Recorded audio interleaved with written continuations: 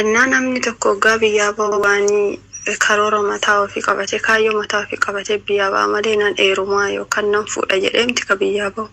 Garuu immoo guyyaa keessa waan rabbiin namatti fiduun beekamu waan ta'eef wanti namatti dhufuun beekamu. Kanaaf immoo anillee mucaa maqaan isaa Qaasim Haroo Waaqoo jedhamu tokko na wal bare. Saawudii kana keessatti garuu Haroon jedhanii irra jiru. Maqaa hedduu qaba garuu beekoni Abdiillee Haroonillee maqaan immoo kan ittiin beekamu maqaan dhalootaa isaa Qaasim Haroo Waaqooti. Innaa akkuma nama tokko itti wal barannee bilbiluma wal barannee ani kiristaanan ture. Yogguu wal barannu kanaanillee kiristaana naan jedhe inni garuu musliima. Innaa yeroo jalqabaatiif nama kiristaanaan argine Saawudii keessatti ijoollee Tigrootaa shamarran malee hatta shamarran Oromoo keenyatu iyyuu musliima malee kiristaanaan argine. Kanaaf anillee baay'ee tokko gammade nama akka kiyya kiristaana ta'e argachuu kiyyaaf jechuudha garuu inni musliima ture. Achumaa adaduma walii dawwalu gara jaalalaa seenne dhumarraan amantaa kiyya geeddaree isatti heerumuudhaaf karoora qabadde jechuudha. Garuu immoo sababatu isa malee waa'ee amantaa kana dura otoon isa waliin beekin dura akkuma biyya kana dhufee nan qorachuu qabe kitaabota adda addaa dubbisuu qabe yaani musliima ta'uudhaaf keessi kiyya qophaadha jechuudha durayyuu. Garuu immoo sababa ta'ee jechuudha inni. Akkasitiin amantaa kiyya kana geeddaree akkan isa waliin jiraadhu keessa kiyyatti murteesse guyyaa wayii dawwalee itti hime bakka rakkoon qabu naan jedha. Garuu waa'ee amantaa isa dura waa takka naan hin jedhu iyyuudha inni. Kaayyoon isaa dubartoota fuudhee birrii irraa nyaachuu malee waa'ee diiniitirraa waa takka waan beeku hin qabu anuuyyuu isa taazzabayyu. Akkamitti namni kun musliima ta'ee waa'ee musliimaa naan natti hin dubbanne musliimallee ta'e namna naan hin jedhu ture. Kinaan baay'ee tokko waan hin jaalladhuuf isa waliin jiraachuu waan barbaadeef amantaa kiyya geeddaruu yaale jechuudha. Innaa dhumarra otuma kanaan jirru amantaallee otoo hin geeddarin ji'oota 8 geenye. Ji'oota 8 geenye akka jaartii qabullee natti hin himne an qarshii xiqqoo biyyaallee nan qaba ture isa dura. Innaa akkasittiin bakka baay'ee tokko waan jaalladheef guutumaan guutitti amantaa kiyya isarran godhee hatta lubbuu kiyyan kenneef birriidhayyuu miti. Baay'ee tokko waan jaalladhuuf jechuudha. Dhiifama arabootatu na waame. Akkasumatti otoo jirru ji'oota 8 keessa waggaa jirru nikaalleen hidhannee amantaalleen geeddarannee akkasumatti hin jirre jechuudha bifuma hiriyaatiin garuu immoo ji'oota 2-3 wal agarra. Dhumarra guyyaa wayii naa dawwalee manni gatii xiqqoodhaan argameeti mana binnaa anillee biyya birrii nan qaba atillee ka qabdu fidinaan jedhe. Innaa akkuma rikoordii tanaan duraa sitti metti siif ibsetti ana amantaan kiyya birrii miti isa dhabuu waan hin feeneef bakka baay'ee tokkoon jaalladha. Akka fedhe yoonaan jedheen lubbuu kiyyayyuu kennuuf itti jira waan ta'eef rakkoon qabu jechuudha. Achumaanan tolee jedheeni yaani walumatti fuunee binna natti fakkaateeti garuu tole kanan jedheen malee odoo jalqabumaa situ bitaa qarshii keetiin bitamanaan jedhe ittiin seenu tureyyuu. Innaa manni eessa argamennaan shaashamanneedha hinaan jedhe. Tole jedheeni dhumarraa manichi bitamuudhaaf qophaa'ee jechuudha. Obboleessa isaatti birrii ergee anillee birriin qabutti kenne. Amma dhumarraa birriin hanqatee naan jedhe yeroo hundi bakka akka hanqate birrii keetti guuti sila nan qaba jetteen jedhaani birrii keenaa la balleessanii akkas ta'an naan jedha. Innaa bakka ji'aan itti guutee kophaa kiyya manichi bitame jechuudha birrii kiyya qofaan qarshii kiyya qofaan manichi bitamee xumurame jechuudha. Innaa akkasumatti otoo jirru yaani manichi bitame gara nikaa yookaan immoo amantaa kee geeddaree isa heerumuutti seenne jechuudha. Dura jaalaluma waliin turre waan ta'eef. Amma isa bira deemee hiriyoota isaa walitti waamee naamna sheeka wayiitillee fidee asitti nikaan naa hidhame shahaadallee qabadhe jechuudha. Innaa beeksisni kee waan kiristaana ta'eef nikaasii hidhuu hin danda'aniif naamna jedhame rakkoon qabu jedheetu akkasumatti nikaan nuu hidhame jechuudha. guyyaa takkayyuu adda baanaa wanti kunillee dhufa jedhee sammuu kee keessatti tokkollee guyyaa takka yaadeen beeku bakka jaalala dukkanaa tokko keessa jira waan ta'eef wanti tokko natti dhufa jedhee illee hin yaadne garuu waan rabbi namatti fidu hundan beekan.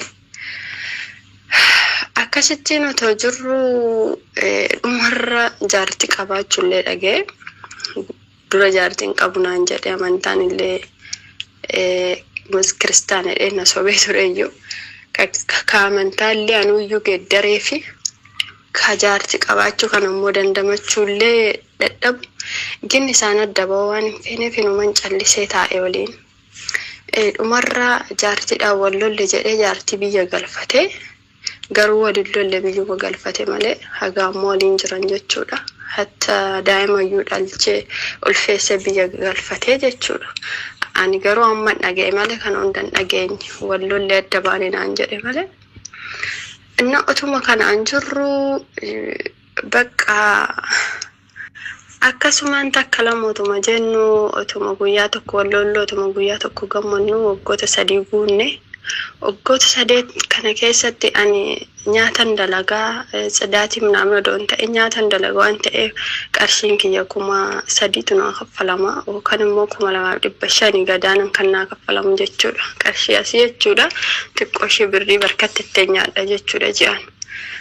Innaa uqubii guddaatu jirayyuu uqubiiwwan san waggoota 2 kaffalaa ba'e. Inni birrii riyaala saawajii 70 tureyyuu biyya keenyatti 700 jechuudha. Isaa oli garuu isaa oli yaani gabaabsituma malee irra hin jira jechuudha. Kan hunda kaffalee raawwanne uqubii illee fudhanne ijaan hin argu bar fudhanne jechuu malee ijaan hin argu. Manas ijaan hin argu akka bitame malee uqubiin baatee malee bakka jiru hin beeku. Eessa jiraree uqubiin hoo jiraate fidi birriin kiyya ka kaffalamu. Adatu kaffala bar maqaan ka isaati garuu an kaffalu ana. Inna bakka hin beektan dubartoonni jaalala keessa seenan bakka dhoqqee macarrashaa waan tokkichi kan nuuf hin galleedha. Amma qilee seennutti nuuf hin galu. Inna ji'aan an kaffala birrii 3,300 kaffala waggoota 2,300. Akkasitiin kaffalee ofirraa xumurree biyya galche uqubiin ba'ee tonaan jedhe. Innaa erga biyya galchite mana duraanin fedhu waan ta'eef mana biraa bitii mana kondominiyeemis ta'uun mana zanaadhe wayii bitiin jedhaani tole naan jedha. Yookaan biyyatti lolli waan ka'eef manni gurguramuu hin danda'u kan maaliin ta'u guyyaarra na shawwada jechuudha. Amma tuma kanaan jirru waggoota 3 keenyallee xumurree waliin ji'oota 4 darbe abbaan keenyarraa du'e jechuudha. Dhufanii bakka dalagaatiin fuudhanii. Isa dura ammoo dubartii wayii janajjanaan irratti ogguun gaafadhu bakka micayyoon tuni mana arabaatti waggoota baay'eef turte nama birrii erguuf dhabdee naa erginaan jetti natti dubbatti sun waliin haasofna naan jedha garuu immoo inni janajjana. Achuma lammata ittiin dubbadhu namna naan jedhe inuma itti dhiisne amma guyyaa abbaan kiyya du'ee haadhan qabu. Abbaa kiyya akka haadhattillee akka abbaattillee na guddise jechuudha. Guyyuma inni narraa darbe san dhufanii bakka dalagaatti na fuudhanii. Amma akkasitiin dabarsinee guyyaa jumaa sadaqaan abbaa kiyyaa bahee fi innaa hiriyoonni isaa birrii baay'ee walitti qabanii fi sadaqaa abbaa kiyyaatiif jechuudha gara birrii Itoophiyaa 200 walitti qabanii fi birrii asii 20 akkas jechuudha isaa oli garuu. Amma achumaan nu waggaa 3 waliin jirra birrii guddaa qabna garuu bakka seessistullee beekullee baadhu. Qarshiin kiyyaa gama akka ta'e nan beekaa mana hin qabna kanaaf immoo birrii abbaa kiyya qarshii keenya keessatti makinii. Kanaaf biyya ergineetu achitti miskiinaaf ahiramu miskiinaa gargaaramu abbaa kiyyaa fi sadaqaan illee aba'uuf achitti jedheeni birrii 800 takka na bira jirti na harka jirti shiillee itti kennee biyya ergii jedheeni walumaa gala 300 Itoophiyaa hin gaa jechuudha. Miskiina na gargaaramu ergii fi nama du'eedha birrii nama du'ee birrii keenyatti makinnuuyyuu baay'ee qabnan jedheeni. Akkanatti utoo jirru guyyaa wayii abbaan kee du'e torban lama moo akkasiin jira mana hin jira. Isaanuma fuuldura taa'ee dubartii janajjanu arge. Ammas laaleetu man callisa takka irraa dhaabuu didee hin kolfamaa jedhaa fedhe viidiyoo andawalaa fedhe maarwatat jedhaani. Innaa baqqaan baay'ee tokko natti dhagahame duuniyaa tanarraa qabu abbaa kiyya isaa guyyaan isa dhabe sanitti immoo mucicha kana laaleetan abbaa keetti obsutti jiraayyuu gin guyyaa sanillee na danda'uu hin dandeenyinni.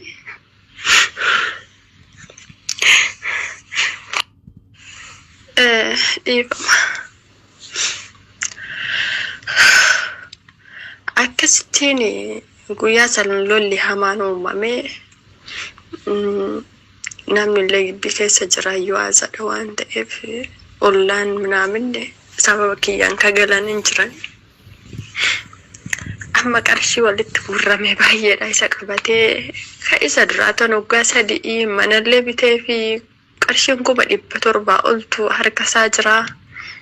Kun hunditti mul'anne garuu immoo qarshiin abbaa kiyyaaf guurrame kun isaatti mul'ate natti fakkaate. Amma quufee bashabbashee abbaa mana abbaa birrii ta'e dhumarra maaliif akkana goota ka du'e abbaa kiyya. Ani immoo kanan si fuuldura taa'ee jiru jaarsiteeti miti akkamittiin ana fuuldura teessee janajjanta yoo kan ani nan feene ta'e na hiiki malee wanti ati tuffiidhaaf immoo maa inni wanti na fuuldura teessee janajjantu naamna jedheeni lolli hamaan uumame kan gara dalagaa deeme jechuudha bira. Achuma gara dalagaa deeme guyyoota lama bilbila irraa kaasuu dide. Wanti si ajaa'ibu immoo gizeen dalagaa deemu naaf bilbila. Gizeen mana jiru na biraa hin baa guyyaa lama na bira bule isa booda bakka inni oolee buluun beekun. Dalagaa illee deeme torban lamattis ji'attis anatu dawwala malee inni naan dawwalu bakka inni jiru hin beeku bakka. Garuu immoo danajiidha wanti tokkichi naaf hin galu. Mana hin jaalladha baay'ee. Innaa akkasittiin dalagaa deeme guyyaa lama bilbila irraan kaasnee aareetiin jira waan ta'eef gaafa guyyaa sadaffaa irraa kaase amma ani durayyuu kanan si fuudhe qarshiidha fi jaalala kee hin qabu.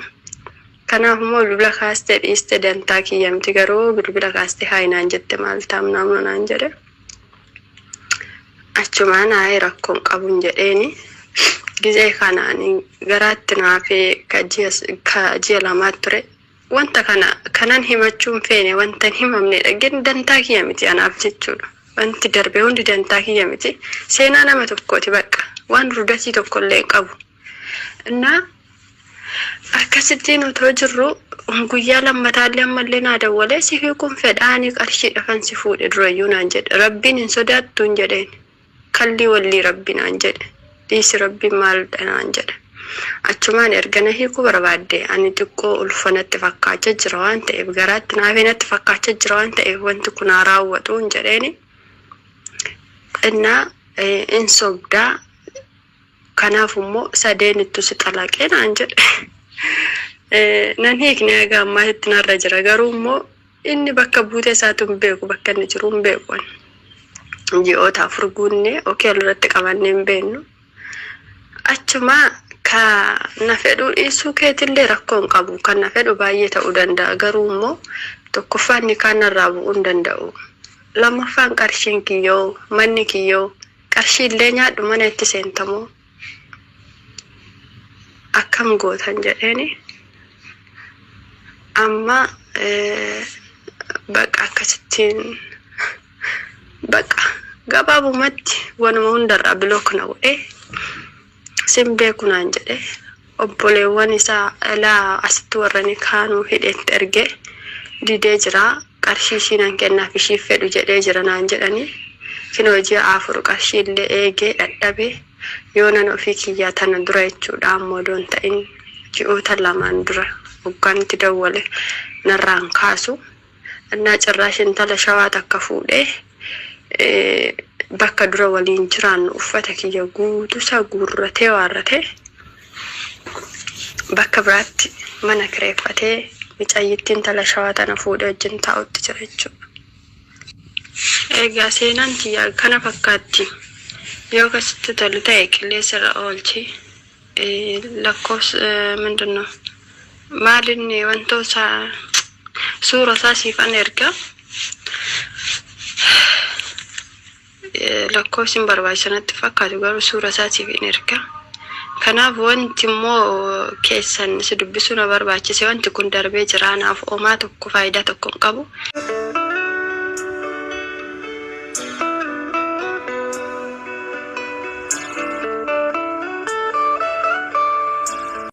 Dubartoota baay'ee dogoggorsiisaa jira ammallee anaan wallollee guyyaa sadaffaatti kan inni niitii fuudhee isaa dhagaye garuu immoo fuudhicha doontaan ijaazuma buufatee akkuma kiyyaa kana inni kaahidhee fi waarrates akkuma as keessatti yeroodhaaf jechuudha qarshii irraa nyaatee gadhiisa.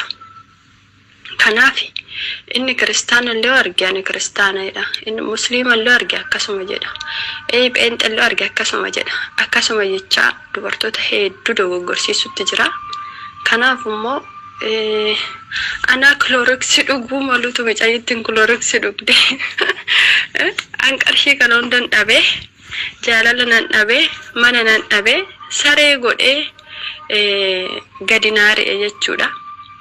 Angaruu dhumarra bakkan seenu dhabee hiriyoonni illee ofitti na fuudhe bakkan seenu dhabee jennaan qoricha nyaadhee daa'ima garaadhaaf baase jechuudha. Omaa gochuu waan hin dandeenyeef inshallah rabbiin keenaa dhiisa. Quufee natti tolee utaaluudhaaf miti kanan kana dalages gin nama namaddeedha aizosh naan jedhu dhabe yeroo lafa kanarratti sitti cillime namni illee kasitti faradu bichaadha malee namni si bira dhaabbatee aizosh siin jedhu hin jiru. Gizaati gammaddu taate qofa kasi wajjin gammadu namni. Kanaaf yeroon waan kana godhutti simmeeti akkamii keessa akkan jiru anatu beeka naaf rabbitu beeka.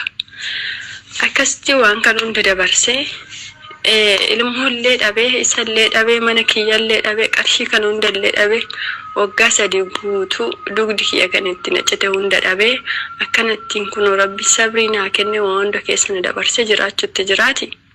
Kanaaf namni kamiyyuu hatta xalaanni kiyya rabbii waan akkanaatti faradi nama kamirraa iyyuu akka damdamatan jedhee yaadu bakka ana waan rabbiin sibiila na godheef hin beeku namni kamiyyuu kan hunda dhabeen ta'a jedhee yaadu.